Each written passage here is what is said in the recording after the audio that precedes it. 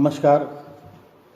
मैं ईपीएस 95 राष्ट्रीय संघर्ष समिति का राष्ट्रीय अध्यक्ष कमांडर अशोक राउत बात कर रहा हूँ।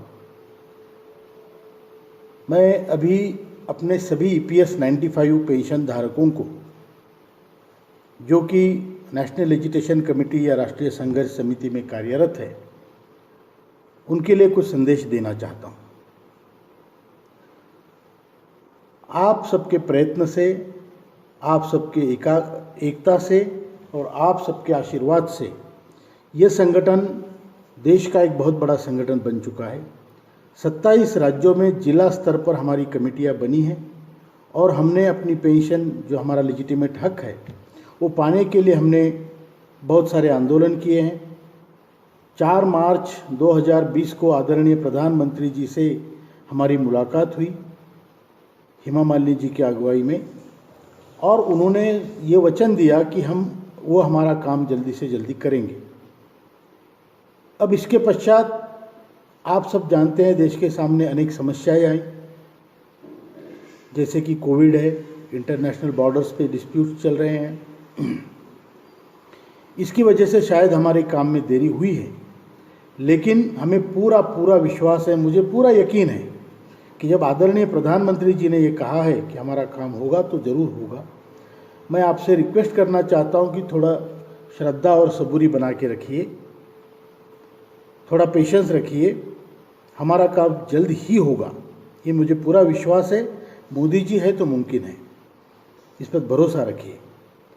दूसरी बात मैं यहाँ एक स्पष्ट कर देना चाहता हूँ कि 4 साल के अविरत प्रयत्न परिश्रम के बाद जब ये इस मकाम पे हम आए कि हमारा निर्णय हो, हमें जस्टिस मिले, न्याय मिले, उस समय कई छोटे मोटे राजकीय पार्टी के नेता आकर इस पर अपनी रोटी सेकने की कोशिश कर रहे हैं। हमें सभी का समर्थन प्राप्त है, हर पॉलिटिकल पार्टी का है, हम सबके हैं। हम कोई पॉलिटिकल एजेंडा नहीं चला रहे, सोशल एजेंडा हमारा है।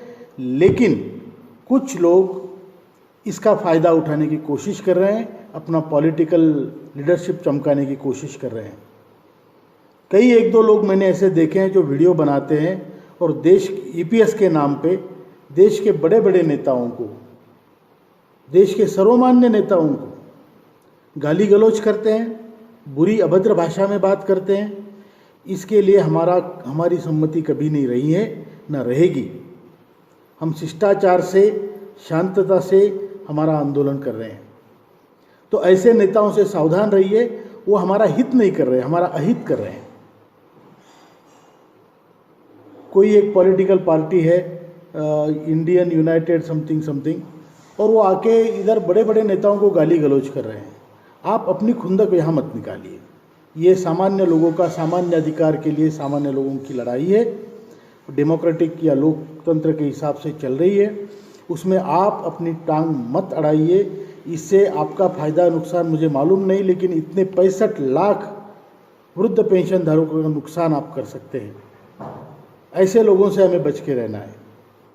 दूसरी बात, कुछ ऐसे भी लोग हैं जो कोर्ट के नाम पर या और किसी नाम पर लोगों से पैसे ऐंठते हैं।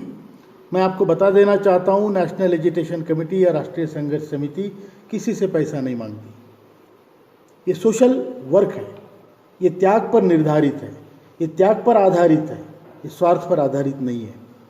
इसलिए ऐसे कोई भी लोग आपको पैसे मांगे तो उनको पैसा मत दीजिए, उनके झांसे में मत आइए, और विश्वास रखिए हमारा काम होगा। ये सरकार अच्छे काम कर रही है, हमारा काम भी बिल्कुल ज़रूर करेगी, बिल्कुल ज़रूर करेगी। इतना ही मैं कहना चाहता हूँ। आपने मेरी बात सुनी, इसलिए धन्यवाद, और आशा रखिए हमारा काम होगा, ज़रूर होगा। धन्यवाद और नमस्कार।